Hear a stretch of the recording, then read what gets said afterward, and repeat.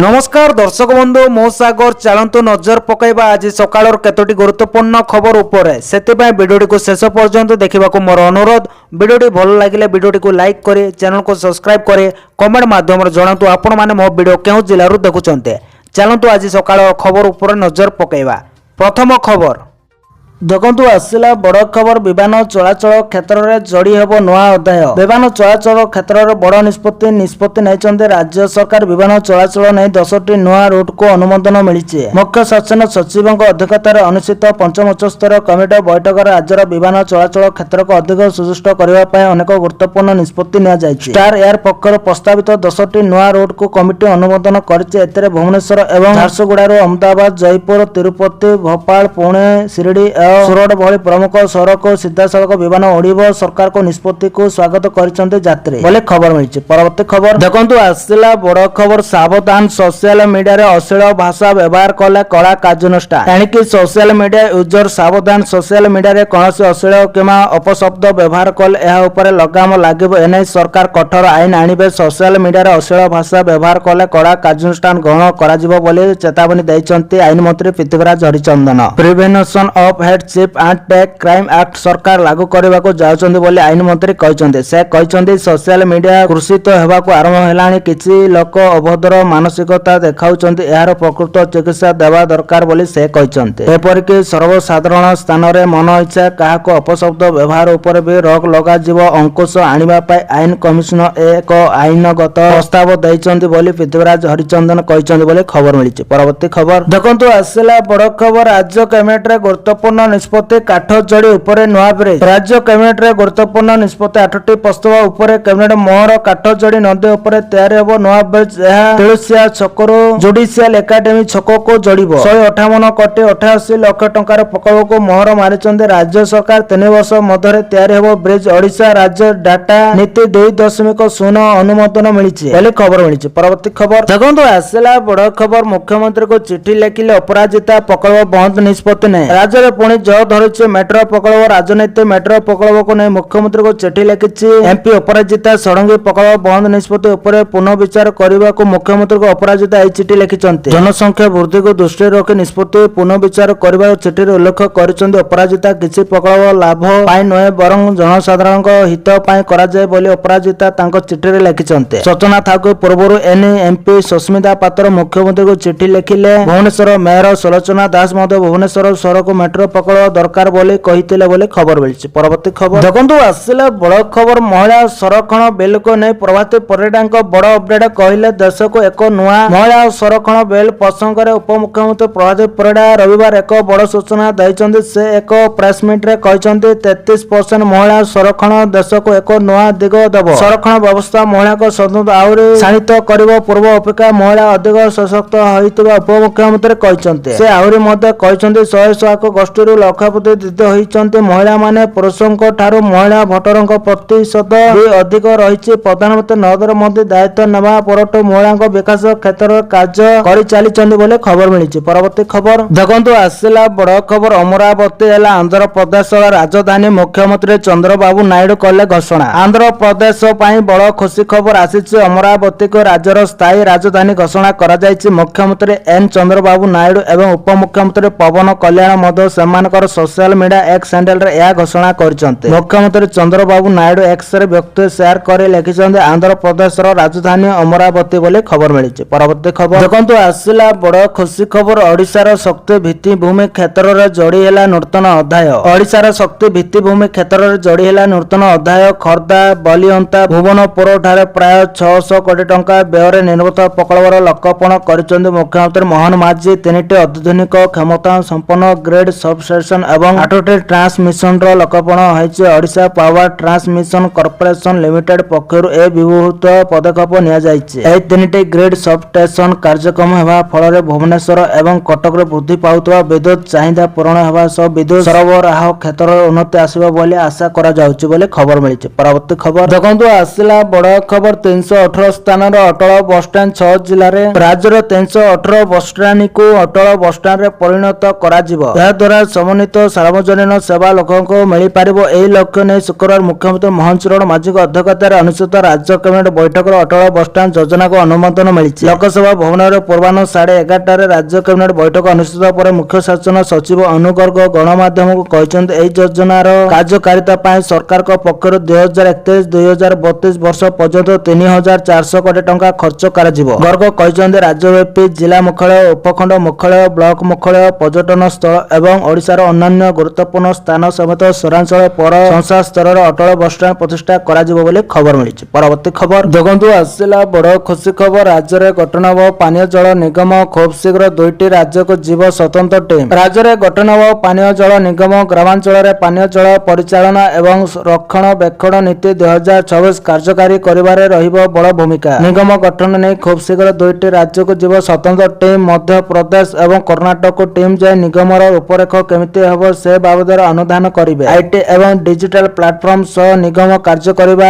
207 mega ପ୍ରକଳ୍ପ, 18,700 single lab, 6,551 solar system ପରିଚାଳନାକୁ ନିଗମ ନିରୀକ୍ଷଣ କରିବା। ନୂଆ ନୀତିରେ ମେଗା ପ୍ରକଳ୍ପର ପରିଚାଳନା ଏବଂ ରକ୍ଷଣାବେକ୍ଷଣ ଦାୟିତ୍ୱ 5 ବର୍ଷ ପାଇଁ ଗୋଟିଏ ଏଜେନ୍ସିକୁ ଦିଆଯିବ ବୋଲି କହିଛନ୍ତି ପଞ୍ଚାୟତ ରାଜ ଓ ଜଳ ଯୋଗାଣ ମନ୍ତ୍ରୀ ରବି ନାୟକ ବୋଲି ଖବର ମିଳିଛି। ପରବର୍ତ୍ତୀ ଖବର ଦେଖନ୍ତୁ, ଆସିଲା ବଡ଼ ଖବର। ରାଜ୍ୟରେ ନିର୍ମାଣ ହେବ ୱିଟ୍ ୱେବ୍ ସ୍ଥଳୀ। ସୂଚନା ଦେଲେ ରାଜସ୍ୱ ଏବଂ ବିପର୍ଯ୍ୟୟ ପରିଚାଳନା ମନ୍ତ୍ରୀ ସୁରେଶ ପୂଜାରୀ। ଆଶ୍ରୟସ୍ଥଳୀ ଭଳି ରାଜ୍ୟରେ ନିର୍ମାଣ ହେବ ୱିଟ୍ ୱେବ୍ ସ୍ଥଳୀ। ଅଧିକ ଗ୍ରୀଷ୍ମ ପ୍ରବାହ ହେଉଥିବା ସ୍ଥାନରେ ୱିଟ୍ ୱେବ୍ ଆଶ୍ରୟସ୍ଥଳୀ ନିର୍ମାଣ କରାଯିବ। ଏନେ ସୂଚନା ଦେଇଛନ୍ତି ରାଜସ୍ୱ ଏବଂ ବିପର୍ଯ୍ୟୟ ପରିଚାଳନା ମନ୍ତ୍ରୀ Suresh Pujari. With web warning ଥିବା ସ୍ଥାନରେ 11ଟାରୁ 3ଟା ପର୍ଯ୍ୟନ୍ତ ଚାଲିପାରିବନି। ବିନା ଏସି ଗାଡ଼ି ଯଦି ନିୟମ ନ ମାନି ମାଲିକ ଗାଡ଼ି ଚଲାନ୍ତି, କିଛି ଅଘଟଣ ହେଲେ ଗାଡ଼ି ମାଲିକ ଉତ୍ତରଦାୟୀ ରହିବେ। ଶ୍ରମିକମାନଙ୍କ କାମ କରିବା ଉପରେ ବି କଟକଣା ରହିବ।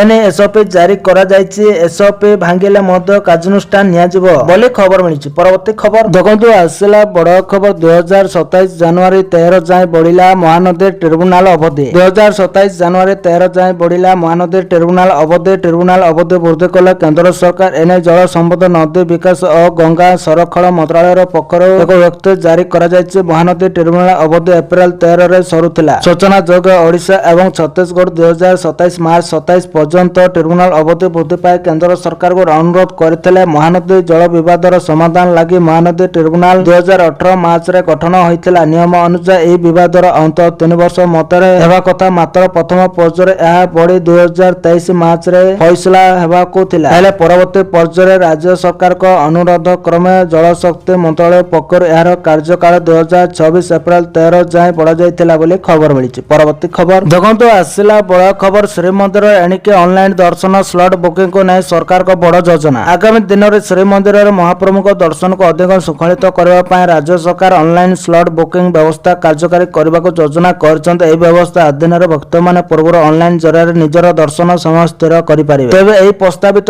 ଯୋଜନାକୁ ନେଇ ଏବେ ସେବାୟତ ଏବଂ ଜଗନ୍ନାଥ ପ୍ରେମୀଙ୍କ ମଧ୍ୟରେ ବିରୋଧାଭାସ ଦେଖାଦେଇଛି। ନୀତିକାନ୍ତିରେ ବିଳମ୍ବ। ସେବାୟତ ମତ ଅନୁଯାୟୀ ଶ୍ରୀମନ୍ଦିର ମହାପ୍ରଭୁଙ୍କ ଅନେକ ଜଟିଳ ନୀତିକାନ୍ତି ରହିଛି, ଯାହା ଅନେକ ସମୟରେ ନିର୍ଦ୍ଧାରିତ ସମୟଠାରୁ ବିଳମ୍ବ ହୋଇଥାଏ। ଏପରି ସ୍ଥିତିରେ ଅନଲାଇନ ସ୍ଲଟ୍ ବୁକିଂ କରିଥିବା ଭକ୍ତମାନେ ସଠିକ ସମୟରେ ଦର୍ଶନ ନ ପାଇଲେ ଅଧିକ ହଇରାଣ ହେବାର ସମ୍ଭାବନା ରହିଛି। ଭେଦଭାବର ଆଶଙ୍କା। କିଛି ଭକ୍ତଙ୍କ କହିବା କଥା ଯେ ଅନଲାଇନ ବ୍ୟବସ୍ଥା ଦ୍ୱାରା ସାଧାରଣ ଶ୍ରଦ୍ଧାଳୁଙ୍କ ମଧ୍ୟରେ ଏକ ପାତର ଅନ୍ତର ନୀତି ସୃଷ୍ଟି ହୋଇପାରେ। ବିକଳ୍ପ ପ୍ରସ୍ତାବ, ଅନଲାଇନ ସ୍ଲଟ୍ ବଦଳରେ ନାଟମଣ୍ଡପ ଭିତରେ ଶୃଙ୍ଖଳିତ ଦର୍ଶନ ବ୍ୟବସ୍ଥା କାର୍ଯ୍ୟକାରୀ କରାଗଲେ ସମସ୍ତ ସମସ୍ୟାର ସମାଧାନ ହୋଇପାରିବ ବୋଲି ସାଧାରଣରେ ମତ ପ୍ରକାଶ ପାଇଛି ବୋଲି ଖବର ମିଳିଛି। ପରବର୍ତ୍ତୀ ଖବର ଦେଖନ୍ତୁ, ଆସିଲା ବଡ଼ ଖବର। ଉପମୁଖ୍ୟମନ୍ତ୍ରୀଙ୍କ ବଡ଼ ଘୋଷଣା। ବିଲ୍ ବାକି ଥିଲେ ବିଦ୍ୟୁତ ସଂଯୋଗ ବିଚ୍ଛିନ୍ନ ହେବନି। ଉପମୁଖ୍ୟମନ୍ତ୍ରୀ କନକ ବନ୍ଦନା ସିଂହଦେଓ ସୋମବାର ନିର୍ଦ୍ଦେଶ ଦେଇଛନ୍ତି। 2026ର ପ୍ରଚଣ୍ଡ ଗ୍ରୀଷ୍ମ ସମୟରେ ମୌସୁମୀ ଆସିବା ପର୍ଯ୍ୟନ୍ତ ବକା ବିଦ୍ୟୁତ ବିଲ୍ ଥିଲେ ମଧ୍ୟ କୌଣସି ଘରୋଇ ଗ୍ରାହକଙ୍କ ବିଦ୍ୟୁତ ସଂଯୋଗ ବିଚ୍ଛିନ୍ନ କରାଯିବ ନାହିଁ। ବିଲ୍ ପୈଠ ନ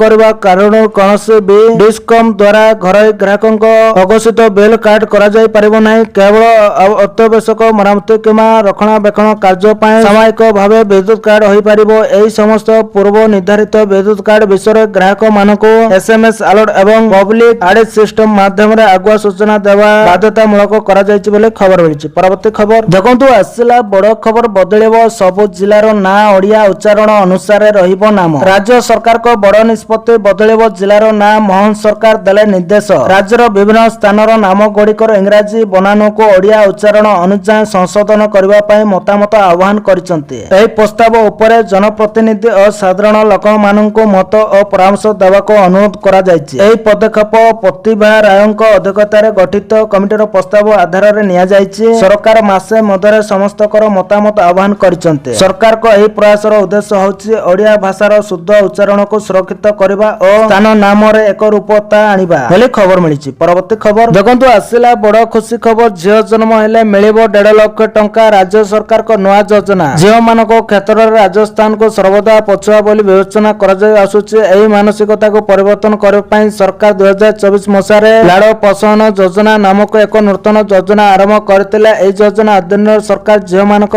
ଲାଲନ ପାଳନ ପାଇଁ କିଛି ପରିମାଣର ଅର୍ଥ ପ୍ରଦାନ କରନ୍ତି। ବର୍ତ୍ତମାନ ପ୍ରାୟ 2 ବର୍ଷ ପରେ ସରକାର ଏହି ପରିମାଣ ବୃଦ୍ଧି କରିଛନ୍ତି, ଯାହା ଫଳରେ ଅଭିଭାବକ ମାନଙ୍କ ମଧ୍ୟରେ ଆନନ୍ଦର ପରିବେଶ ସୃଷ୍ଟି ହୋଇଛି। ଅଗଷ୍ଟ 2024 ଆରମ୍ଭ ହୋଇଥିବା ଲାଡ ପୋଷଣ ଯୋଜନାରେ 50,000 ବୃଦ୍ଧି କରାଯାଇଛି। ଏହି ଯୋଜନା ଅଧୀନରେ ଝିଅମାନଙ୍କ ଲାଳନ ପାଳନ ପାଇଁ ସହାୟତା 1 ଲକ୍ଷରୁ 1.5 ଲକ୍ଷ ପର୍ଯ୍ୟନ୍ତ ବୃଦ୍ଧି କରାଯାଇଛି। ବର୍ଦ୍ଧିତ ରାଶି ଏହି ଶିକ୍ଷା ବର୍ଷରେ ବଣ୍ଟନ କରାଯିବ ଏବଂ ଶିକ୍ଷା ବିଭାଗ 100% ସୁନିଶ୍ଚିତ ପ୍ରଦାନ କରିଛି। ଏହି ଯୋଜନା ଅଧୀନରେ ସରକାର 7ଟି କିସ୍ତିରେ 1.5 ଲକ୍ଷ ଟଙ୍କା ପ୍ରଦାନ କରିବେ। ଏହି ସମ୍ପୂର୍ଣ୍ଣ ଲାଭ ହିତାଧିକାରୀଙ୍କ ଆକାଉଣ୍ଟକୁ ଅନଲାଇନରେ ସ୍ଥାନାନ୍ତରିତ ହେବ ବୋଲି ଖବର ମିଳିଛି। ପରବର୍ତ୍ତୀ ଖବର ଦେଖନ୍ତୁ, ଆସିଲା ବଡ ଖୁସି ଖବର। ଶିକ୍ଷାରେ ସହାୟତା ପାଇଁ 1.8 କୋଟି ଟଙ୍କାର ବୃତ୍ତି ଘୋଷଣା। ଲାଭ ପାଇବେ 2000 ଛାତ୍ରଛାତ୍ରୀ। ମେଧାବୀ ଛାତ୍ରଛାତ୍ରୀଙ୍କ ଉଜ୍ଜଳ ଭବିଷ୍ୟତ ପାଇଁ ମାଲାବାର ଗୋଲ୍ଡ ଆଣ୍ଡ ଡାଇମଣ୍ଡସ ପକ୍ଷରୁ ଭୁବନେଶ୍ୱର ସ୍ଥିତ ରମାଦେବୀ ମହିଳା ବିଶ୍ୱବିଦ୍ୟାଳୟ ପରିସରରେ ଏକ ସ୍ୱତନ୍ତ୍ର ଶିକ୍ଷା ବୃତ୍ତି କାର୍ଯ୍ୟକ୍ରମ ଆୟୋଜିତ ହୋଇଯାଇଛି। ଉପମୁଖ୍ୟମନ୍ତ୍ରୀ ଶ୍ରୀ କନକ ବନ୍ଦନ ସିଂହଦେଓ ଏହି କାର୍ଯ୍ୟକ୍ରମର ଶୁଭାରମ୍ଭ କରିଥିଲେ। ମାଲାବାର ଗ୍ରୁପ ପକ୍ଷରୁ ଗତ 4 ବର୍ଷ ଧରି ନିରନ୍ତର ଭାବେ ଏହି ସହାୟତା ପ୍ରଦାନ କରାଯାଇ ଆସୁଛି। ଚଳିତ ବର୍ଷ ମଧ୍ୟ ଓଡ଼ିଶାର ପ୍ରାୟ 2000 ଛାତ୍ରଛାତ୍ରୀଙ୍କ ପାଇଁ 1.8 କୋଟି ଟଙ୍କାର ବୃତ୍ତି ରାଶି ଘୋଷଣା କରାଯାଇଛି ବୋଲି ଖବର ମିଳିଛି। ପରବର୍ତ୍ତୀ ଖବର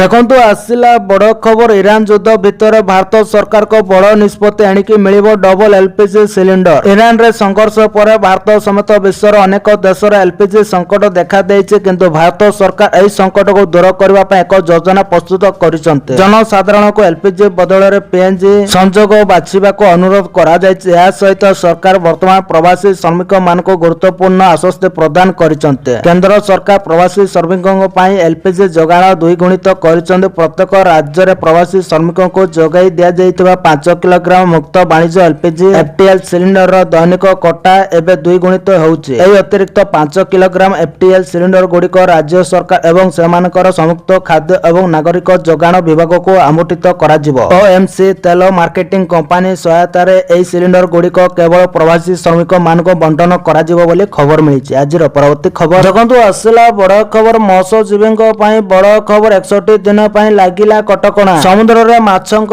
ବଂଶ ବୃଦ୍ଧି ଓ ସୁରକ୍ଷିତ ପ୍ରଜନନ ପାଇଁ ରାଜ୍ୟ ସରକାରଙ୍କ ପକ୍ଷରୁ ବାର୍ଷିକ ମାଛ ଧରା କଟକଣା ଲାଗୁ କରାଯାଇଛି। ଏପ୍ରିଲ 15ରୁ ଜୁନ 14 ପର୍ଯ୍ୟନ୍ତ ଦୀର୍ଘ 61 ଦିନ ଧରି ଗମ୍ଭୀର ସମୁଦ୍ରକୁ ଯାଇ ମାଛ ମାରିବା ଉପରେ ସମ୍ପୂର୍ଣ୍ଣ ରୋକ ଲଗାଯାଇଛି ମତ୍ସ୍ୟ ବିଭାଗ। ଏହି ନିଷ୍ପତ୍ତି ବିଫଳରେ ଗଞ୍ଜାମ ଜିଲ୍ଲାର ହଜାର ହଜାର ମତ୍ସ୍ୟଜୀବୀଙ୍କ ଜୀବିକା ପ୍ରଭାବିତ ହେବାକୁ ଥିବାବେଳେ ସେମାନଙ୍କୁ ସଚେତନ କରିବା ପାଇଁ ବିଭାଗ ପକ୍ଷରୁ ବ୍ୟାପକ ବ୍ୟବସ୍ଥା କରାଯାଇଛି। କଣ ରହିଛି କଟକଣା? ମତ୍ସ୍ୟ ବିଭାଗର ସୂଚନା ଅନୁଯାୟୀ ଏହି 61 ଦିନ ମଧ୍ୟରେ ସମସ୍ତ ପ୍ରକାରର ଟ୍ରଲର ଓ ଯାତ୍ରୀଙ୍କ ଡଙ୍ଗା ସମୁଦ୍ରକୁ ଯାଇପାରିବେ ନାହିଁ। କେବଳ 8.5 ମିଟର ଦୈର୍ଘ୍ୟ ପର୍ଯ୍ୟନ୍ତ ଛୋଟ ପାରମ୍ପରିକ ଡଙ୍ଗାକୁ ଏହି କଟକଣାରୁ ବାଦ୍ ଦିଆଯାଇଛି। ଯଦି କୌଣସି ବ୍ୟକ୍ତି ନିୟମ ଉଲ୍ଲଂଘନ କରି ବେଆଇନ ଭାବେ ମାଛ ଧରିବାକୁ ଯାଆନ୍ତି, ତେବେ ସେମାନଙ୍କ ଡଙ୍ଗା ଜବତ କରାଯିବ ବୋଲି କଡ଼ା ଚେତାବନୀ ଦିଆଯାଇଛି ବୋଲି ଖବର ମିଳିଛି। ପରବର୍ତ୍ତୀ ଖବର ଦେଖନ୍ତୁ, ଆସିଲା ବଡ ଖୁସି ଖବର। ଯୋଗାଣ ମନ୍ତ୍ରୀଙ୍କ ବଡ ଘୋଷଣା। ପେଟ୍ରୋଲ ପମ୍ପରେ ମିଳିବ 5 କେଜି ଏଲପିଜି ଗ୍ୟାସ୍। 5 କେଜିଆ ଗ୍ୟାସ୍ ସିଲିଣ୍ଡର ନେଇ ଯୋଗାଣ ମନ୍ତ୍ରୀ କୃଷ୍ଣଚନ୍ଦ୍ର ପାତ୍ର ବଡ ଘୋଷଣା କରିଛନ୍ତି। ପେଟ୍ରୋଲ ପମ୍ପରେ ମିଳିବ 5 କେଜି ଏଲପିଜି ଗ୍ୟାସ୍। 5 କେଜିଆ ଗ୍ୟାସ୍ ସିଲିଣ୍ଡର ବିତରଣ ପ୍ରସଙ୍ଗରେ ଦ୍ୱନ୍ଦ୍ୱ ରହିଥିବା ବେଳେ ଆଜି ସ୍ପଷ୍ଟ କରିଛନ୍ତି ଯୋଗାଣ ମନ୍ତ୍ରୀ। ସରକାରଙ୍କ ଫ୍ରି ଟ୍ରେଡ୍ ଏଲପିଜି ସ୍କିମରେ ଉପଲବ୍ଧ ହେବ। ପ୍ରମାଣ ପତ୍ର ଦେଖାଇ ଶ୍ରମିକ ଓ ଛାତ୍ରଛାତ୍ରୀ ନେଇପାରିବେ। 5 କେଜି ଗ୍ୟାସ୍ ନେବା ପାଇଁ 1537 ଟଙ୍କା ଦେବାକୁ ହେବ। ଯଦି ରିଲିଫ୍ କରିବାକୁ ଚାହୁଁଥିବେ ତାହେଲେ 5 କେଜି ସିଲିଣ୍ଡରକୁ 593 ଟଙ୍କା ପଡ଼ିବ। କମ୍ପାନୀ ସିଲିଣ୍ଡର ହିଁ ରିଲିଫ୍ ହୋଇପାରିବ। ଯଦି କୌଣସି ଏଜେଣ୍ଟ କଳାବଜାରୀ କରିବେ ସେମାନଙ୍କ ବିରୋଧରେ କାର୍ଯ୍ୟାନୁଷ୍ଠାନ ହେବ। ପ୍ରକାଶ ଥାଉକି ମଧ୍ୟପ୍ରାଚ୍ୟ ଯୁଦ୍ଧ ଯୋଗୁଁ ଗ୍ୟାସ୍ ସଂକଟ ଦେଖାଦେଇଛି। ତେବେ କେନ୍ଦ୍ର ସରକାର ଦେଶରେ ଗ୍ୟାସ୍ ମହଜୁଦ ଥିବା ନେଇ କହିଥିବା ସତ୍ତ୍ୱେ ମଧ୍ୟ ଅନେକ ସ୍ଥାନରେ ଲୋକେ ଗ୍ୟାସ୍ ପାଇଁ ଲାଇନ୍ ଲଗାଉଥିବା ଦେଖାଯାଉଛି। ଏହାରି ଭିତରେ ଯୋଗାଣ ମନ୍ତ୍ରୀ ଦ୍ୱନ୍ଦ୍ୱ ଦୂର କରିଛନ୍ତି ବୋଲି ଖବର ମିଳିଛି। ପରବର୍ତ୍ତୀ ଖବର ଦେଖନ୍ତୁ, ଆସିଲା ବଡ ଖୁସି ଖବର। ସଡ଼କ ଦୁର୍ଘଟଣା ଆହତଙ୍କ ପାଇଁ ପିଏମ ରାହତ ଯୋଜନା କାର୍ଯ୍ୟକାରୀ। ସଡ଼କ ଦୁର୍ଘଟଣାରେ ଶିକାର ହେଉଥିବା ବ୍ୟକ୍ତିଙ୍କୁ ତୁରନ୍ତ ଏବଂ ମାଗଣା ଚିକିତ୍ସା ଯୋଗାଇଦେବା ପାଇଁ ଭାରତ ସରକାରଙ୍କ ପକ୍ଷରୁ ପ୍ରଧାନମନ୍ତ୍ରୀ ରାହତ ଯୋଜନା କାର୍ଯ୍ୟକାରୀ କରାଯାଉଛି। ଏହି ଯୋଜନାର ସଫଳ ରୂପାୟନ ପାଇଁ ଓଡ଼ିଶା ପୁଲିସ କ୍ରାଇମବ୍ରାଞ୍ଚ ପକ୍ଷରୁ ସମସ୍ତ ଜିଲ୍ଲା ଆରକ୍ଷୀ ଅଧୀକ୍ଷକ ଏବଂ ଡିସିପି ମାନଙ୍କୁ ସ୍ୱତନ୍ତ୍ର ନିର୍ଦ୍ଦେଶନାମା ଜାରି କରାଯାଇଛି। ଏହି ଯୋଜନା ଅଧୀନରେ ଦୁର୍ଘଟଣାର ଶିକାର ହୋଇଥିବା ପ୍ରତ୍ୟେକ ବ୍ୟକ୍ତିଙ୍କୁ ସର୍ବାଧିକ 1.5 ଲକ୍ଷ ଟଙ୍କା ପର୍ଯ୍ୟନ୍ତ କ୍ୟାସଲେସ୍ ଚିକିତ୍ସା ସୁବିଧା ଯୋଗାଇ ଦିଆଯିବ। ଏହି ବ୍ୟବସ୍ଥାରେ ପୁଲିସର ଭୂମିକା ଅତ୍ୟନ୍ତ ଗୁରୁତ୍ୱପୂର୍ଣ୍ଣ ବୋଲି ଦର୍ଶାଯାଇଛି। ରାଜ୍ୟ ମୁଖ୍ୟ ଶାସନ ସଚିବ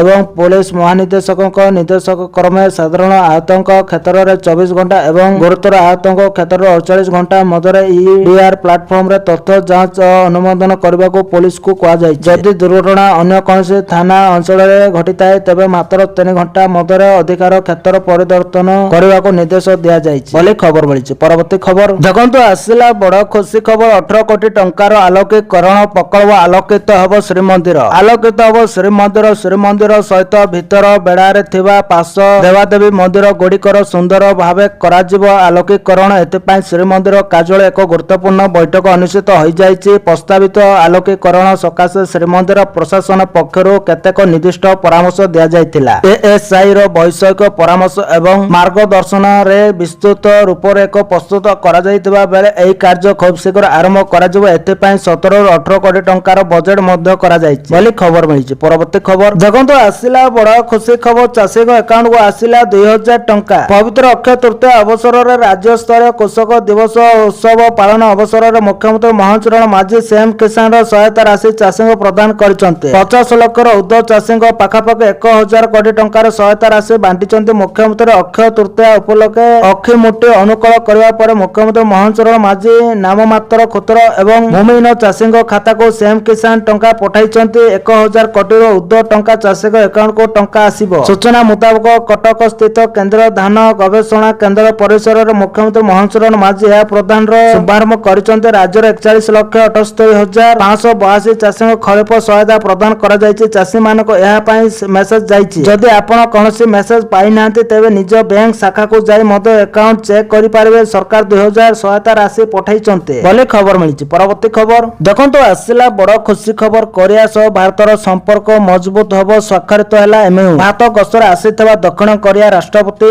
ଲି ଜେଙ୍ଗ ମୁଙ୍ଗ ଓ ପ୍ରଧାନମନ୍ତ୍ରୀ ନରେନ୍ଦ୍ର ମୋଦିଙ୍କ ମଧ୍ୟରେ ସାକ୍ଷାତ ଆଲୋଚନା ହୋଇଛି। ଉଭୟ ନେତାଙ୍କ ଉପସ୍ଥିତିରେ ଦୁଇ ଦେଶ ମଧ୍ୟରେ AI ଜାହାଜ ନିର୍ମାଣ ଏବଂ ଶକ୍ତି କ୍ଷେତ୍ରରେ ବୁଝାମଣା ପତ୍ର MOU ସ୍ୱାକ୍ଷର ହୋଇଛି। ଭାରତ ଓ ଦକ୍ଷିଣ କୋରିଆ ମଧ୍ୟରେ ଥିବା ମୁକ୍ତ ବାଣିଜ୍ୟ ରାଜିନାମା FTA ରାଜିନାମାକୁ ଆହୁରି ମଜବୁତ କରାଯିବ। 2030 ସୁଦ୍ଧା ଦ୍ୱିପକ୍ଷୀୟ ବାଣିଜ୍ୟ କାରବାରକୁ $50 ବିଲିୟନ ରେ ପହଞ୍ଚାଇବା ଲକ୍ଷ୍ୟ ରଖାଯାଇଛି ବୋଲି ଖବର ମିଳିଛି। ପରବର୍ତ୍ତୀ ଖବର ଦେଖନ୍ତୁ, ଆସିଲା ବଡ଼ ଖୁସି ଖବର। ଛାତ୍ରଛାତ୍ରୀଙ୍କ ପାଇଁ ବଡ଼ ଖୁସି ଖବର। ଗ୍ରୀଷ୍ମ ଛୁଟି ଘୋଷଣା କଲେ ରାଜ୍ୟ ସରକାର। ଜାଣନ୍ତୁ କେତେ ଦିନ ବନ୍ଦ ରହିବ ସ୍କୁଲ। ପ୍ରଚଣ୍ଡ ହେଲାଣି ଖରା। ସକାଳୁ ସକାଳୁ ଘରୁ ବାହାରିବା ବି ମୁସ୍କିଲ ହୋଇଯାଉଛି। ବର୍ତ୍ତମାନ ଗ୍ରୀଷ୍ମ ଋତୁର ପ୍ରଭାବ ସାରା ଭାରତରେ ଦେଖିବା ଆରମ୍ଭ କଲାଣି। ଗତ ମାର୍ଚ୍ଚ ମାସରୁ ଗ୍ରୀଷ୍ମର ତୀବ୍ରତା ବୃଦ୍ଧି ପାଇଥିବା ବେଳେ ଏବେ ବେଳକୁ କେବଳ ଏହା ତୀବ୍ର ହେବାରେ ଲାଗିଛି। ସେପଟେ ତୀବ୍ର ଗ୍ରୀଷ୍ମ ତାପ ଓ ରୋଲ ପ୍ରଭାବରୁ ଦୃଷ୍ଟି ରଖି ଛତିଶଗଡ଼ ସରକାର ବଡ଼ ସିଦ୍ଧାନ୍ତ ନେଇଛନ୍ତି। ସେ କହିଛନ୍ତି ଯେ ଶିଶୁମାନଙ୍କ ସ୍ୱାସ୍ଥ୍ୟ ସୁରକ୍ଷା ସରକାରଙ୍କ ପାଇଁ ସର୍ବୋଚ୍ଚ ପ୍ରାଥମିକତା ଅଟେ। ଏହି ପରିସ୍ଥିତିକୁ ମନେ ରଖି ଛତିଶଗଡ଼ ସରକାର ସ୍କୁଲମାନଙ୍କ ପାଇଁ ଗ୍ରୀଷ୍ମ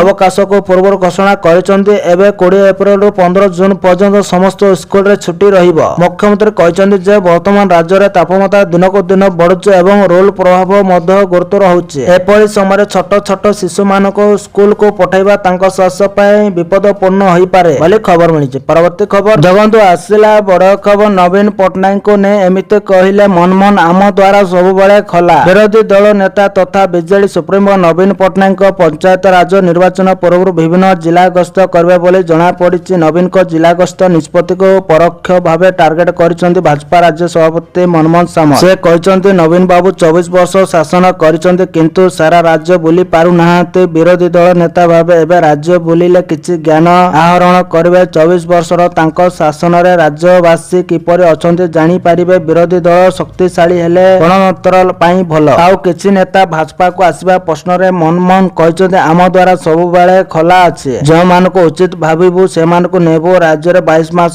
ଏବଂ କେନ୍ଦ୍ରରେ 12 ବର୍ଷ ଶାସନରେ ଆମ ଲୋକଙ୍କ ପାଖରେ ପହଞ୍ଚିଛୁ। ଆମ କାର୍ଯ୍ୟକର୍ତ୍ତା ଅହରହ କାର୍ଯ୍ୟ କରୁଛନ୍ତି। ଏହି କାରଣରୁ ଭାଜପା ଶକ୍ତିଶାଳୀ ହେଉଛି ବୋଲି ଖବର ମିଳିଛି। ପରବର୍ତ୍ତୀ ଖବର ଦେଖନ୍ତୁ, ଆସିଲା ବଡ଼ ଖୁସି ଖବର। ଗରିବକୁ ଦିଆଯିବ ପ୍ଲଟ। ରାଜସ୍ୱ ମନ୍ତ୍ରୀ ରାଜ୍ୟର ସମସ୍ତ ଗରିବ ତଥା ନିମ୍ନ ମଧ୍ୟବିତ୍ତ ଶ୍ରେଣୀର ଲୋକ ଯେପରି ଜମି ଓ ଘର ଖଣ୍ଡିଏ ପାଇବେ ସେଥିପ୍ରତି ସରକାର ଯତ୍ନବାନ ଅଛନ୍ତି। ରାଜ୍ୟର ପ୍ରଧାନମନ୍ତ୍ରୀ ଆବାସ ଯୋଜନା ଓ ଅନ୍ତର୍ଦୟ ଆବାସ ଯୋଜନା କାର୍ଯ୍ୟକାରୀ ହେଉଛି। ତଥାପି ସହରାଞ୍ଚଳ ସହରାଞ୍ଚଳରେ ବହୁ ଗରିବ ଏଥିରୁ ବଞ୍ଚିତ ହେଉଛନ୍ତି। ଏହାକୁ ଦୃଷ୍ଟିରେ ରଖି ରାଜସ୍ୱ ବିଭାଗ ପକ୍ଷରୁ ଏକ ନୂତନ ଯୋଜନା କାର୍ଯ୍ୟକାରୀ କରାଯିବ। ମହାରାଷ୍ଟ୍ର ମଡେଲରେ ଗରିବକୁ ପ୍ଲାଟ କରି ବଣ୍ଟନ କରାଯିବ ବୋଲି ରାଜସ୍ୱ ମନ୍ତ୍ରୀ ସୁରେଶ ପୂଜାରୀ କହିଛନ୍ତି। ଲୋକସଭା ଭବନର ମଙ୍ଗଳବାର ମନ୍ତ୍ରୀ ପୂଜାରୀ କହିଛନ୍ତି, ଗ୍ରାମାଞ୍ଚଳରେ ଜମି ଅଧିକ ରହିଥିବା ବେଳେ କମ୍ ଲୋକ ଭୂମିହୀନ ରହିଛନ୍ତି। ବସୁନ୍ଧରା ଯୋଜନାରେ ସେମାନଙ୍କୁ ଜମି ଯୋଗାଇ ଦିଆଯିବ। ମାତ୍ର ସହରାଞ୍ଚଳରେ ଲୋକ ଅଧିକ ରହିଥିଲେ ହେଁ ତାଙ୍କ ପାଇଁ ଆବଶ୍ୟକ ପରିମାଣର ଜମି ନାହିଁ। ସରକାରଙ୍କ ପକ୍ଷରୁ ବସୁନ୍ଧରା ଯୋଜନାର ରୂପରେଖ ବଦଳାଇ ନୂତନ ଯୋଜନା ଅଣାଯିବାକୁ ନଗର ଉନ୍ନୟନ ବିଭାଗ ସହିତ ଆଲୋଚନା ଶେଷ ହୋଇଛି ବୋଲି ଖବର ମିଳିଛି। ପରବର୍ତ୍ତୀ ଖବର ଦେଖନ୍ତୁ, ଆସିଲା ବଡ଼ ଖବର ବଦଳିଲା ରାଜ୍ୟ ଯୋଜନା ବୋର୍ଡ। ଏହି ନୂଆ ନାମରେ ହେଲା ନାମିତ। ରାଜ୍ୟ ଯୋଜନା ବୋର୍ଡର ନାମ ପରିବର୍ତ୍ତନ କରିଛନ୍ତି ମୋହନ ସରକାର। ନୀତି ଓ ବିକାଶର ଥିଙ୍କ ଟ୍ୟାଙ୍କ ପାଲଟିଥିବା ଯୋଜନା ବୋର୍ଡ ଏବେ ଇତିହାସ ପାଲଟିଛି। SITI ଓଡ଼ିଶା ନାମରେ ନାମିତ ହୋଇଥିବା ମୁଖ୍ୟମନ୍ତ୍ରୀ ମୋହନ ଚରଣ ମାଝୀ କହିଛନ୍ତି। ସକଳ୍ପ ମାଧ୍ୟମରେ SITI ଓଡ଼ିଶାକୁ ବାସ୍ତବ ରୂପ ଦେଇଛନ୍ତି ସରକାର। 2036 ସୁଦ୍ଧା ସମୃଦ୍ଧ ଓଡ଼ିଶା ଓ 2047 ସୁଦ୍ଧା ବିକଶିତ ଓଡ଼ିଶାର ଲକ୍ଷ୍ୟ ରଖାଯାଇଛି। ଏଥିରେ ମୁଖ୍ୟମନ୍ତ୍ରୀ ଅଧ୍ୟକ୍ଷ ରହିବେ। ଅଧ୍ୟାପକଙ୍କୁ କ୍ୟାବିନେଟ ପାହ୍ୟା ମିଳିବ। 4 ଜଣ ବିଶିଷ୍ଟ ବ୍ୟକ୍ତିଙ୍କୁ ପୂର୍ଣ୍ଣକାଳୀନ ସଦସ୍ୟ ଭାବେ ସାମିଲ କରାଯିବ। ସଦସ୍ୟମାନଙ୍କୁ ରାଷ୍ଟ୍ରମନ୍ତ୍ରୀ ପାହ୍ୟାର ସୁବିଧା ସୁଯୋଗ ମିଳିବ। ପରିଷଦରେ ରାଜ୍ୟ ଉନ୍ନୟନ କମିଶନର ସଦସ୍ୟ ସଚିବ ରହିବେ। ଜଣେ ବରିଷ୍ଠ IAS କୁ ମୁଖ୍ୟ କାର୍ଯ୍ୟନିର୍ବାହୀ ଅଧିକାରୀ CEO ଦାୟିତ୍ୱ ମିଳିବ। ଏଥିସହିତ ବିଭିନ୍ନ ବିଭାଗରୁ 9 ଜଣ ପଦାଧିକାରୀ ମଧ୍ୟ ସଦସ୍ୟ ରହିବେ। ପ୍ରତିଷ୍ଠିତ ଅନୁଷ୍ଠାନର 2 ବିଶେଷଜ୍ଞଙ୍କୁ ସ୍ୱତନ୍ତ୍ର ନିମନ୍ତ୍ରିତ ସଦସ୍ୟ କରାଯିବ ବୋଲି ଖବର ମିଳିଛି। ପରବର୍ତ୍ତୀ ଖବର ଦେଖନ୍ତୁ, ଆସିଲା ବଡ଼ ଖବର। LPG ସିଲିଣ୍ଡର ନୂଆ ନିୟମ। ସିଲିଣ୍ଡର ନେବାକୁ ହେଲେ ଦେବାକୁ ପଡ଼ିବ DAC ନମ୍ବର। ଆମେରିକା ଏବଂ ଇରାନ ମଧ୍ୟରେ ଉତ୍ତେଜନାର ପ୍ରଭାବ ସାରା ବିଶ୍ୱରେ ଅନୁଭୂତ ହେଉଛି। ଫଳସ୍ୱରୂପ ସାରା ଦେଶରେ LPG ଏବଂ ପେଟ୍ରୋଲିୟମ ଗ୍ୟାସର ଅଭାବ ଦେଖାଦେଉଛି। ଏହା ଘରୋଇ ଗ୍ୟାସ ପାଇବାର ଅସୁବିଧା, ଦୀର୍ଘ ସମୟ ଅପେକ୍ଷା ଏବଂ ଗ୍ୟାସ ବୁକିଂ ଆଳରେ ଅନେକ ବ୍ୟକ୍ତିଙ୍କ ବିରୋଧରେ ଠକାଇର ଉଦାହରଣ ସୃଷ୍ଟି କରିଛି। ଏହି ସମସ୍ୟାଗୁଡ଼ିକ ସମାଧାନ ପାଇଁ ସରକାର ଗ୍ୟାସ ବୁକିଂ ଏବଂ ବିତରଣ ପ୍ରକ୍ରିୟା ସମୟରେ ଠକାଇର ଶିକାର ହେବାରୁ ରକ୍ଷା କରିବା ପାଇଁ ଏକ ନୂତନ ନିୟମ ପ୍ରଣୟନ କରିଛନ୍ତି। ଏବେ ଗ୍ୟାସ ସିଲିଣ୍ଡର ବୁକିଂ ସମୟରେ ଠକାଇରୁ ରକ୍ଷା ପାଇବା ପାଇଁ ଆପଣ ଏକ DAC ନମ୍ବର ପାଇବେ। ଏହି DAC ନମ୍ବର କିମ୍ବା ବିତରଣ ପ୍ରମାଣୀକରଣ କୋଡ୍ ଆପଣଙ୍କୁ ପଠାଯିବ ଏବଂ ଆପଣଙ୍କୁ ଆପଣଙ୍କର ସିଲିଣ୍ଡର ଗ୍ରହଣ କରିବା ପାଇଁ ବିତରଣ ସମୟରେ ଏହାକୁ ଉପସ୍ଥାପନ କରିବାକୁ ପଡ଼ିବ। ଏହି ନୂଆ ନିୟମ ପୂର୍ବରୁ କାର୍ଯ୍ୟକାରୀ ହୋଇସାରିଛି ଏବଂ ପ୍ରାୟ 92% ବିତରଣ ବର୍ତ୍ତମାନ ଏହି ସିଷ୍ଟମ ମାଧ୍ୟମରେ ପ୍ରକ୍ରିୟାକରଣ କରାଯାଉଛି। କିନ୍ତୁ କିଛି ବୈଷୟିକ ତ୍ରୁଟି ଯୋଗୁଁ ସାମ୍ପ୍ରତିକ ଅପଡେଟ୍ କାର୍ଯ୍ୟକାରୀ କରାଯାଇଛି, ଯାହା ଏହି ପ୍ରକ୍ରିୟାକୁ ଆହୁରି ସୁଗମ କରିଛି ବୋଲି ଖବର ମିଳିଛି। ପରବର୍ତ୍ତୀ ଖବର ଦେଖନ୍ତୁ, ଆସିଲା ବଡ଼ ଖବର। ଆଧାର ଆପକୁ ନେଇ ବଡ଼ ଅପଡେଟ୍। କେନ୍ଦ୍ର ସରକାରଙ୍କ ୟୁଟର୍ନ ରଖିଲେଣି ନିଜ କଥା। କେନ୍ଦ୍ର ସରକାରଙ୍କ ସହଯୋଗରେ UIDAI ଆଧାର ସମ୍ବନ୍ଧୀୟ ସେବାଗୁଡ଼ିକୁ ଅନଲାଇନ ପ୍ରବେଶ ପ୍ରଦାନ କରିବା ପାଇଁ ଏକ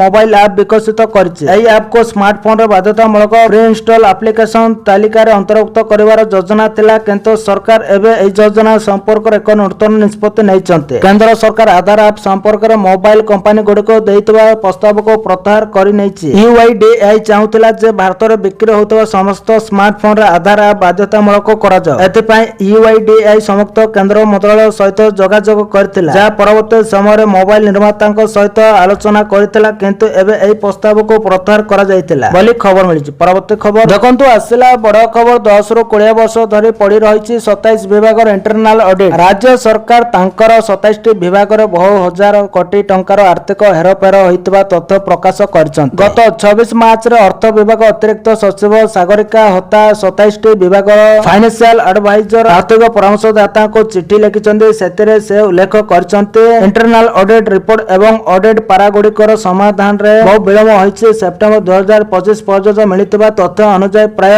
8214ଟି ଅଡିଟ୍ ରିପୋର୍ଟ ଏବଂ 77413ଟି ଅଡିଟ୍ ପାରା ବକେୟା ପଡ଼ିଛି। ଏହି ବକେୟା ପାରାଗୁଡ଼ିକରେ 48448 କୋଟିରୁ ଉର୍ଦ୍ଧ୍ୱ ଟଙ୍କାର ଆର୍ଥିକ ଅନିୟମିତତା ଜଡ଼ିତ ରହିଛି, ଯେଉଁଥିରେ ଅର୍ଥ ହରିଲୁଟ୍ ଏବଂ ବକେୟା ଅଗ୍ରିମ ଅର୍ଥ ଅନ୍ତର୍ଭୁକ୍ତ। ତୁରନ୍ତ ତାହାର ଅଡିଟ୍ କରି ଉତ୍ତରଦାୟିତ୍ୱ ସ୍ଥିର କରିବାକୁ ସଚିବ ହୋତା ନିର୍ଦ୍ଦେଶ ଦେଇଛନ୍ତି ବୋଲି ଖବର ମିଳିଛି। ପରବର୍ତ୍ତୀ ଖବର ଦେଖନ୍ତୁ, ଆସିଲା ବଡ଼ ଖବର। ବଦଳିବ ଅଙ୍ଗନବାଡିର ଚେହେରା। ବିଶ୍ୱବିଦ୍ୟାଳୟ ଛାତ୍ରଛାତ୍ରୀ ନେବେ କୁନି କୁନି ପିଲାଙ୍କ ପାଠପଢ଼ା ଓ ଶ୍ୱାସର ଯତ୍ନ। ଅଙ୍ଗନବାଡି କେନ୍ଦ୍ରର ବଦଳିବ ଚେହେରା। ଆଣିକି କୁନି କୁନି ପିଲାଙ୍କ ପାଠପଢ଼ା ଏବଂ ଶ୍ୱାସର ଯତ୍ନ ନେବେ ବିଶ୍ୱବିଦ୍ୟାଳୟର ଛାତ୍ରଛାତ୍ରୀ। ଶିଶୁ ଶିକ୍ଷାକୁ ଅଧିକ ସୁଦୃଢ଼ କରିବା ପାଇଁ UGC ଜାରି କରିଛି ଏହି ନିର୍ଦ୍ଦେଶନାମା। ପ୍ରତି ବିଶ୍ୱବିଦ୍ୟାଳୟ ଓ କଲେଜ ଅତିକ୍ରମରେ 5 ରୁ 6ଟି ଅଙ୍ଗନବାଡି କେନ୍ଦ୍ରକୁ ପୋଷ୍ୟ ଭାବେ ଗ୍ରହଣ କରିବେ। ଫିଲ୍ଡ ୱାର୍କ, ସାମାଜିକ ସେବା ଏବଂ ଇଣ୍ଟର୍ନସିପରେ ଛାତ୍ରଛାତ୍ରୀଙ୍କୁ ଏହା ସହାୟକ ହେବ। ମୁଖ୍ୟ ଶାସନ ସଚିବମାନଙ୍କ ସମ୍ମିଳନୀ ପରେ ନୀତି ଆୟୋଗର କାର୍ଯ୍ୟ ବିବରଣୀ ପ୍ରକାଶ ପାଇଛି। ସମସ୍ତ କୁଳପତି ଓ ଅଧ୍ୟକ୍ଷଙ୍କୁ ଚିଠି ଲେଖି ଜଣାଇଲା UGC। ପାରମ୍ପରିକ ଶିଶୁ ଶିକ୍ଷାକୁ ଗୁରୁତ୍ୱ ଦେଇ ସରକାର ଏହି ମାଷ୍ଟର ପ୍ଲାନ ପ୍ରସ୍ତୁତ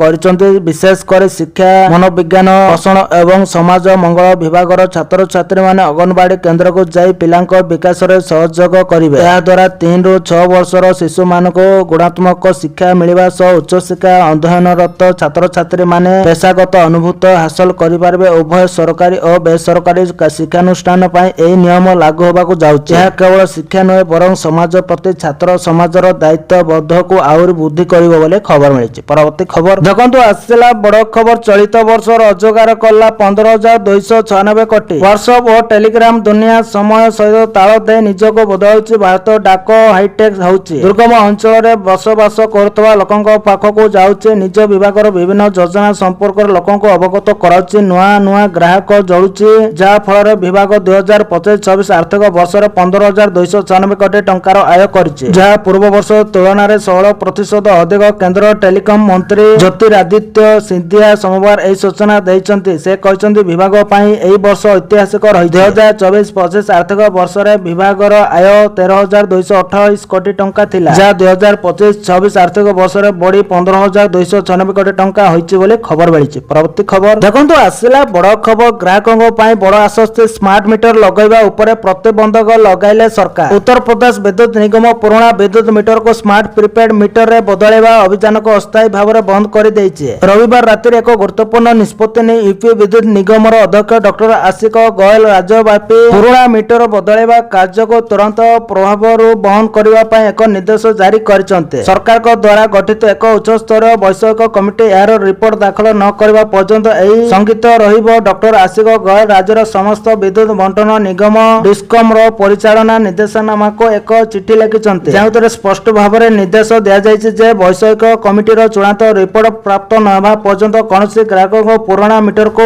ଜବରଦସ୍ତି ଭାବରେ ପରିବର୍ତ୍ତନ କରାଯିବ ନାହିଁ ବୋଲି ଖବର ମିଳିଛି। ପରବର୍ତ୍ତୀ ଖବର ଦେଖନ୍ତୁ, ଆସିଲା ବଡ଼ ଖୁସି ଖବର। ରାଜ୍ୟରେ ଆରମ୍ଭ ହେଲା ଦ୍ୱିତୀୟ ଶିଳ୍ପ ବିପ୍ଳବ। ଖୋର୍ଦ୍ଧାରୁ 40,000 କୋଟିର 36ଟି ପ୍ରକଳ୍ପର ଶିଳାନ୍ୟାସ ଓ ଉଦ୍ଘାଟନ କଲେ ମୁଖ୍ୟମନ୍ତ୍ରୀ। ଓଡ଼ିଶା ପାଇଁ ଆଉ ଏକ ମାଇଲଖଣ୍ଡ। ଏକକାଳୀନ 40,000 କୋଟିର ପ୍ରକଳ୍ପକୁ ଶିଳାନ୍ୟାସ ଓ ଉଦ୍ଘାଟନ କରିଛନ୍ତି ମୁଖ୍ୟମନ୍ତ୍ରୀ ମୋହନ ମାଝୀ। ଏଣିକି ଓଡ଼ିଶା ବିଦେଶରୁ ଆମଦାନୀ କରିବନି, ବରଂ ଓଡ଼ିଶାର ସାମଗ୍ରୀ ବିଦେଶ ଯିବ। ସେଭଳି ସ୍ୱପ୍ନକୁ ସାକାର କରିବାକୁ ଅଣ୍ଟା ଭିଡ଼ିଛନ୍ତି ମୁଖ୍ୟମନ୍ତ୍ରୀ। ଆଉ କହିଛନ୍ତି ସମ୍ଭାବନାର ରାଜ୍ୟ ନୁହେଁ, ଓଡ଼ିଶା ଏବେ ସମୃଦ୍ଧିର ସ୍ପର୍ଶ ଅନୁଭବ କରୁଛି ବୋଲି ଖବର ମିଳିଛି। ପରବର୍ତ୍ତୀ ଖବର ଦେଖନ୍ତୁ, ଆସିଲା ବଡ଼ ଖୁସି ଖବର। ଭାରତର ଏହି ରାଜ୍ୟରେ ଗଚ୍ଛିତ ଅଛି ପ୍ରଚୁର ସୁନା। ସୁନା ଦର ଆକାଶ ଛୁଆଁ। ବିଦେଶୀ ସୁନାରେ ଭାରତୀୟମାନେ ତିଆରି କରୁଛନ୍ତି ନାନା ଗହଣା। ଏବେ ଆମଦାନୀ ସୁନା ନୁହେଁ, ଦେଶୀ ସୁନାରେ ତିଆରି ହେବ ଗହଣା କାଣ୍ଠି। ଏପରି କହିବାର କାରଣ ହେଉଛି ଓଡ଼ିଶାର ପଡ଼ୋଶୀ ରାଜ୍ୟରେ ପର୍ଯ୍ୟାପ୍ତ ପରିମାଣର ସୁନା ଗଚ୍ଛିତ ରହିଛି। ସେଠାରେ ଆରମ୍ଭ ହେବାକୁ ଯାଉଛି ପ୍ରାଇଭେଟ ସୁନା ଖଣି। ମିଳିଥିବା ସୂଚନା ଅନୁସାରେ ଆନ୍ଧ୍ରପ୍ରଦେଶରେ ପ୍ରାଇଭେଟ ଗୋଲ୍ଡ ମାଇନ୍ସ ଆରମ୍ଭ ହେବାକୁ ଯାଉଛି। କର୍ଣ୍ଣୁଲ ଜିଲ୍ଲାର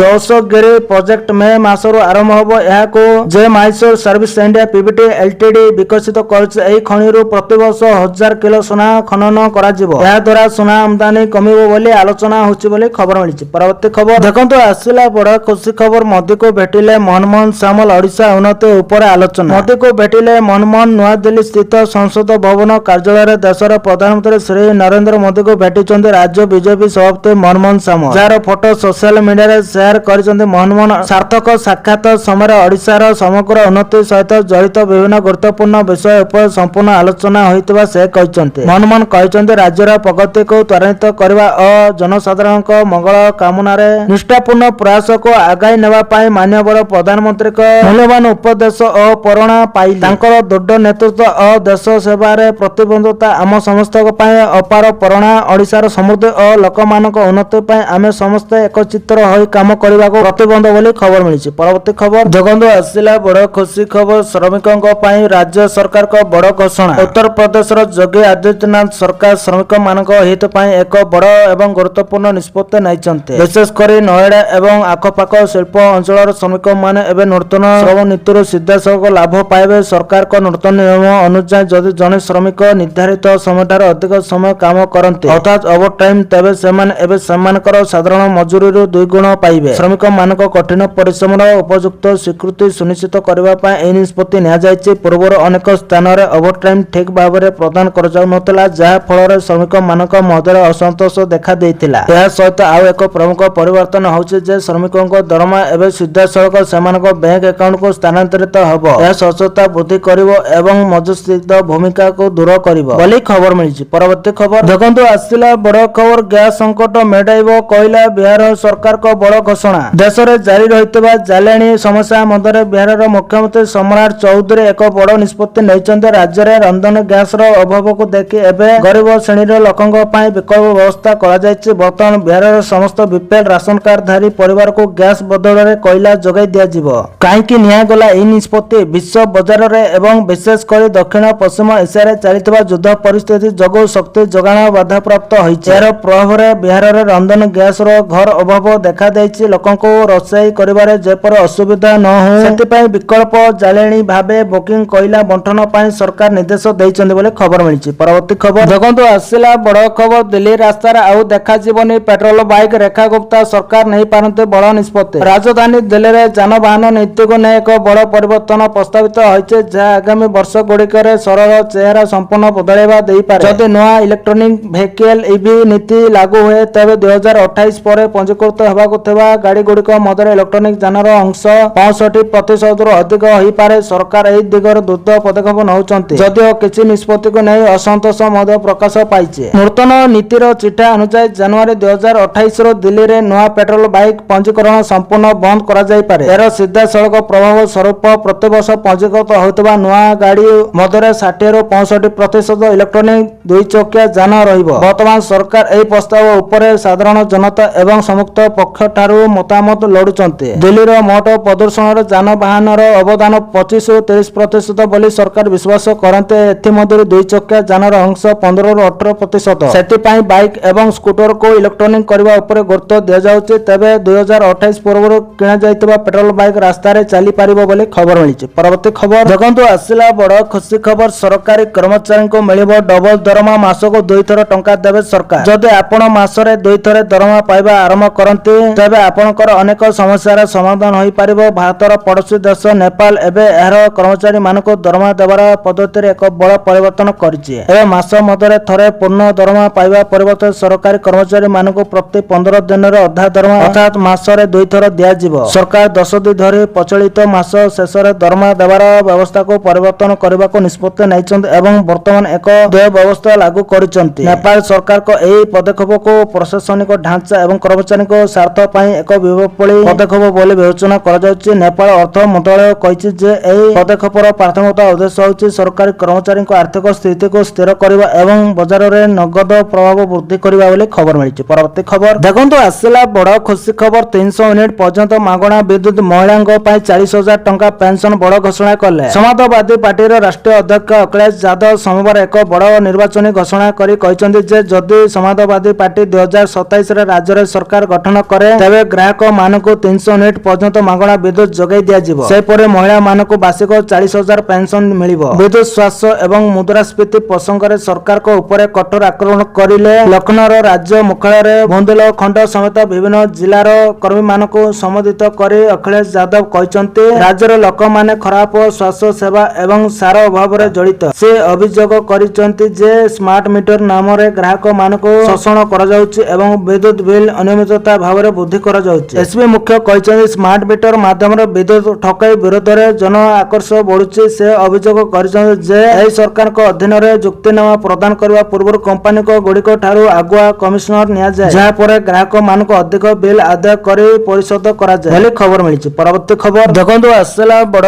खबर। लोकसभा भवन रे महिला सुरक्षा उपर उच्च स्तर समीक्षा बैठक। महिला सुरक्षा सम्मान और स्वाधीनता यह तीनोटी मुख्य अभिमुख्य को नहीं भुवनेश्वर लोकसभा भवन में अनुष्ठित होइछे उच्च स्तर समीक्षा बैठक। जातीय महिला कमिशनर अध्यक्षा श्रीमती विजया राहतकर उपस्थित राज्यर महिला कल्याणकारी योजना गुड़िकर अग्रगति परखिछि प्रशासन। यह बैठक में राज्यर मुख्य सचिव समेत गृह मिशन शक्ति एवं महिला और शिशु विकास विभाग वरिष्ठ अधिकारी माने जोग देइथिले। राज्य चलितबा सुभद्रा योजना लक्षपति दीदी एवं मिशन शक्ति कार्फे भली माइलखंड सफलता संपर्क में कमिशनर को अवगत करा जायछि। केवल आर्थिक सशक्तिकरण नुहे बरं पोषण क्रेज सेवा एवं महिला केंद्रित दक्षता विकास कार्यक्रम जरिए किभली ओडिशा आगको बढ़ुछि तार एक व्यापक चित्र उपस्थापन करिसंति मुख्य सचिव। ओडिशार एही समन्वित अभिमुख्य महिला सुरक्षा और सम्मान क्षेत्र में एक नया मॉडल सृष्टि करिबो बोली आशा करा जाउछि। वीडियो कॉन्फ्रेंसिंग जरिए समस्त जिला कलेक्टर को मध्य एही मिशन रे सक्रिय रहिबाक निर्देश दिया जायछि बोली खबर मिली। परवर्ती खबर देखंतु आसला बड़ खबर। सुभद्रा हिताधिकारी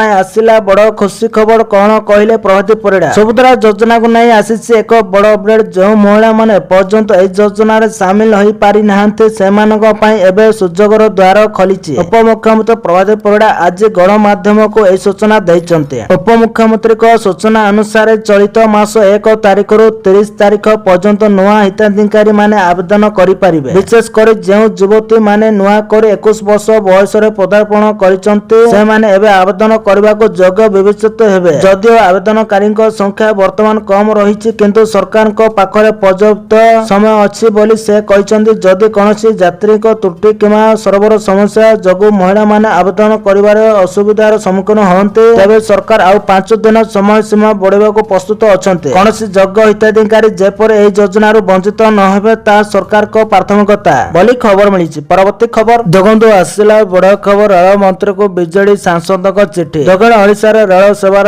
ସମ୍ପ୍ରସାରଣ ଓ ଭିତ୍ତିଭୂମିର ଉନ୍ନତି ପାଇଁ ବିଜେଡି ରାଜ୍ୟସଭା ସାଂସଦ ଡକ୍ଟର ସୁସ୍ମିତା ପାତ୍ର କେନ୍ଦ୍ର ରେଳ ମନ୍ତ୍ରୀ ଅଶ୍ୱିନୀ ବୈଷ୍ଣବଙ୍କୁ ଚିଠି ଲେଖି ଅନୁରୋଧ କରିଛନ୍ତି। ଦକ୍ଷିଣ ଓଡ଼ିଶାବାସୀଙ୍କ ଦୀର୍ଘ ଦିନର ଦାବିକୁ ଦୃଷ୍ଟିରେ ରଖି ସେ ଏହି ପଦକ୍ଷେପ ନେଇଥିବା ଜଣାପଡ଼ିଛି। ଦକ୍ଷିଣ ଓଡ଼ିଶାର ବିଭିନ୍ନ ଅଞ୍ଚଳକୁ ସଂଯୋଗ କରୁଥିବା ନୂତନ ରେଳ ପ୍ରକଳ୍ପଗୁଡ଼ିକୁ ତୁରନ୍ତ ଅନୁମୋଦନ ଦେବା ପାଇଁ ସେ ପ୍ରସ୍ତାବ ଦେଇଛନ୍ତି। ପୂର୍ବରୁ ଚାଲିଥିବା ରେଳ ପ୍ରକଳ୍ପଗୁଡ଼ିକର କାର୍ଯ୍ୟକୁ ଶୀଘ୍ର ଶେଷ କରିବାକୁ ସେ ଗୁରୁତ୍ୱାରୋପ କରିଛନ୍ତି। ଦକ୍ଷିଣ ଓଡ଼ିଶାର ପ୍ରମୁଖ ସହର ବ୍ରହ୍ମପୁରର ରେଳ ଷ୍ଟେସନକୁ ଆଧୁନିକ ସୁବିଧା ସହ ନବୀକରଣ କରିବାକୁ ସେ ଚିଠିରେ ଉଲ୍ଲେଖ କରିଛନ୍ତି। ବର୍ତ୍ତମାନ ଥିବା ରେଳ ପଥଗୁଡ଼ିକର ସଠିକ୍ ମରାମତି ଓ ଯାତ୍ରୀ ସୁବିଧାରେ ଉନ୍ନତି ଆଣିବାକୁ ସେ ଦାବି କରିଛନ୍ତି। ସୂଚନାଯୋଗ୍ୟ ଯେ ଦକ୍ଷିଣ ଓଡ଼ିଶା ରେଳପଥ ଉନ୍ନୟନ ମିଳିତ କ୍ରିୟାନୁଷ୍ଠାନ କମିଟି ପକ୍ଷରୁ କରାଯାଇଥିବା ବିଭିନ୍ନ ଦାବିକୁ ସମର୍ଥନ ଜଣାଇ ସୁସ୍ମିତା ପାତ୍ର ଏହି ଚିଠି ଲେଖିଛନ୍ତି। ଏହି ଅଞ୍ଚଳରେ ରେଳ ସେବାର ବିକାଶ ହେଲେ ଆର୍ଥିକ ଓ ସାମାଜିକ ପ୍ରଗତିରେ ଏହା ବଡ଼ ସହାୟକ ହେବ ବୋଲି ସେ ଆଶା ପ୍ରକାଶ କରିଛନ୍ତି ବୋଲି ଖବର ମିଳିଛି। ପରବର୍ତ୍ତୀ ଖବର ଦେଖନ୍ତୁ ଆସିଲା ବଡ଼ ଖୁସି ଖବର। 300 ୟୁନିଟ୍ ମାଗଣା ବିଜୁଳି 78,000 ଟଙ୍କାର ସବସିଡି। ମାଗଣା ବିଦ୍ୟୁତ ଯୋଜନା ଅଧୀନରେ ସରକାର ସ୍ଥାପିତ